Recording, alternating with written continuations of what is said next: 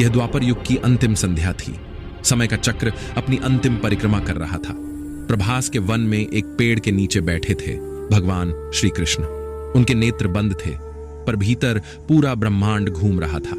शांति ऐसी जैसे सृष्टि सांस रोक कर देख रही हो। अचानक एक तीर की आवाज। एक शिकारी, उसने दूर से देखा, कुछ चमका, हिरण समझा और तीर छोड़ दिया। वही तीर जो काल बनकर पहुंचा स्वयं ईश्वर तक। लेकिन यह अंत नहीं था, यह एक नई शुरुआत का तीर था जो युगों तक चलेगा, कली के आरंभ तक। पांडवों ने अग्नि दी, पर अग्नि झिलमिला उठी, पर कृष्ण का हृदय नहीं जला। वह दमक रहा था जैसे 1000 सूर्यों का प्रकाश उसमें सिमट गया हो। तभी आकाशवाणी हुई, हे पार्थ, यह कोई हृदय नहीं, यह ब्रह्म द्रव्य है। इसे समुद्र को सौंप दो, यह अगले युग में फिर प्रकट होगा। अर्जुन ने नम्रता से उसे समुद्र में विसर्जित किया और वह ब्रह्मद्रव्य शताब्दियों तक लहरों के संग बहता रहा। एक प्रतीक्षा में कलयुग का आरंभ हुआ और पुरी के तट पर एक राजा ने रात में स्वप्न देखा।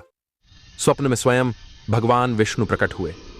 हे इंद्रदुम्न, वह ब्रह्मद्रव्य अब तुम्हारी भूमि की ओर आ रहा है। समुद्र तट पर एक दिव्य दारू तैरती मिलेगी, वही मेरा नया रूप धारण करेगी। राजा जागते हैं। सैनिकों ने समुद्र के तटों की खाक छानी, लहरें उठीं, तूफान आया, पर दारू नहीं मिली।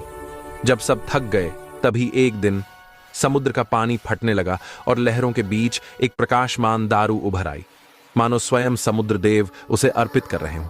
राजा ने जब पूछा, कौन इसे तराशेगा, तभी द्वार पर आए एक वृद्ध, शांत, गंभीर, नेत्रों में अनंत प्रकाश। मैं करूंगा, पर मेरी एक शर्त है, जब तक मैं बाहर ना आऊं, कोई द्वार ना खोले। कार्यशाला के भीतर से आवाजें आने लगीं, टक थक छन्न। हर दिन भक्त बाहर दीप जलाते, आरती करते।